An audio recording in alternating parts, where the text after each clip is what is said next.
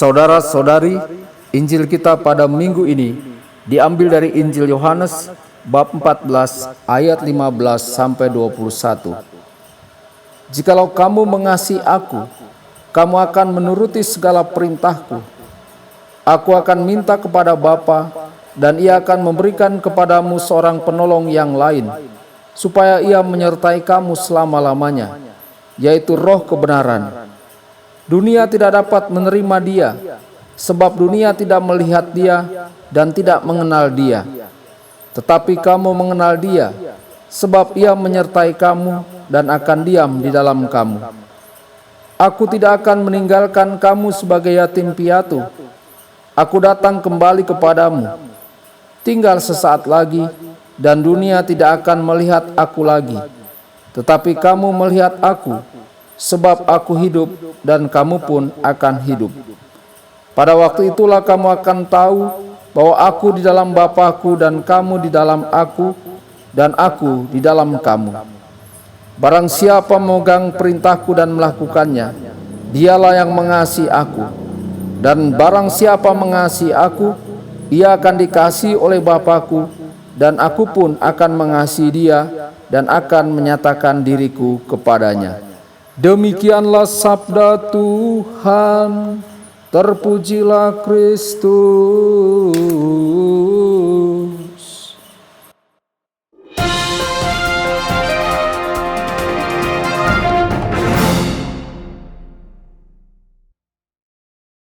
Saudara dan saudari terkasih dimanapun Anda berada, jumpa lagi dengan saya Romo Tedens dalam saluran Warta Kabar Sukacita. Semoga Anda semua dimanapun berada senantiasa dalam keadaan sehat dan bahagia. Saudara-saudari terkasih, perikopa Injil minggu ini melanjutkan bacaan minggu lalu. Yesus terus menyampaikan wacana perpisahannya, pasal 14-17, mempersiapkan para muridnya untuk kepergiannya dan penerimaan Roh Kudus bagi mereka. Dalam bagian yang singkat ini, Yesus mengulangi tema favoritnya, yakni kasih.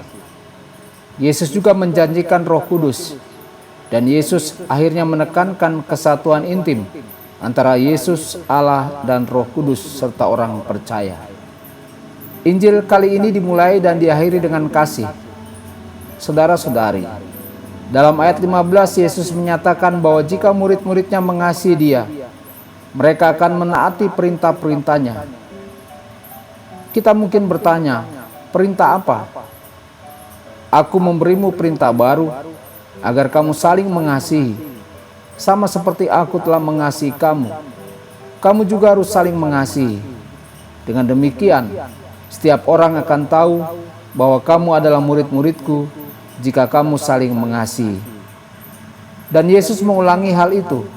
Inilah perintahku, agar kamu saling mengasihi seperti aku telah mengasihi kamu. Tidak ada kasih yang lebih besar daripada kasih seorang yang memberikan nyawanya untuk sahabat-sahabatnya. Saudara-saudari, maka kita melihat penekanan yang berulang dan melingkar pada kasih. Jika kita gagal dalam kasih, kita juga akan gagal dalam segala hal lainnya. Saudara-saudari, perlu dicatat bahwa kasih terkait dengan realisasi eskatologi. Yesus memberikan satu perintah untuk mengasihi. Oleh karena itu, penghakiman dan kehidupan kekal dimulai sekarang dan saat ini.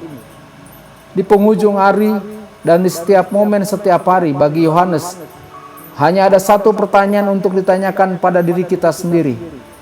Dengan cara apakah kita mencintai atau tidak mencintai hari ini? Saat kita merenungkannya, penghakiman terjadi. Di mana jika kita tidak mencintai, di situ ada penghakiman. Tetapi pahamilah bahwa bagi Yohanes, penilaian hanyalah diagnostis, bukan retributif. Yesus terus-menerus mengajukan pertanyaan kepada karakter yang membantu mereka memahami kehidupan dan motif mereka dengan lebih jelas. Kepada orang sakit, Yesus berkata, "Apakah kamu ingin sembuh?" Kepada Marta, Yesus berkata, "Apakah engkau percaya?"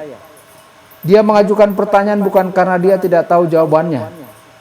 Sebaliknya, Yesus bertanya agar kita tahu dan karena itu bergerak maju dengan visi yang jelas ke dalam kebenaran, terang, kemuliaan, cinta yang berlimpah yang untuknya Tuhan telah menciptakan kita. Itu semua adalah satu bagian. Tuhan Yesus memberkati dan menyertai Anda semua. Sabda Allah adalah kebenaran. Sabda Allah adalah kehidupan. Mari kita mencintainya, mari kita menghayatinya. Ya Tuhan yang ku muliakan, sabdamu angkat resahku.